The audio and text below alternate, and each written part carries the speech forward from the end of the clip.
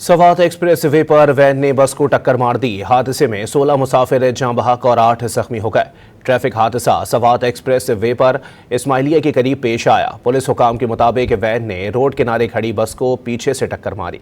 Swat express way पर van ने बस को टक्कर मार दी। हादसे में 16 मुसाफिर जाँ बहक और 8 जख्मी हो गए। ट्रैफिक हादसा सवात एक्सप्रेस वे पर इस्माइलिया के करीब पेश आया। पुलिस हुकाम के मुताबिक वैन ने रोड किनारे खड़ी बस को पीछे से टक्कर मारी।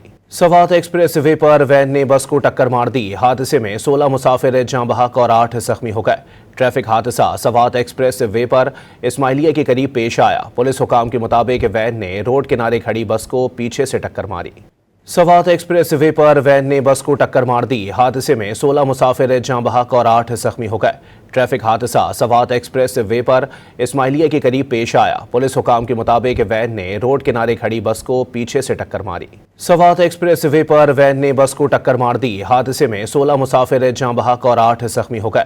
ट्रैफिक हादसा सवात एक्सप्रेस वे पर इस्माइलिया के करीब पेश आया। पुलिस हुकाम के मुताबिक वैन ने रोड किनारे खड़ी बस को पीछे से टक्कर मारी।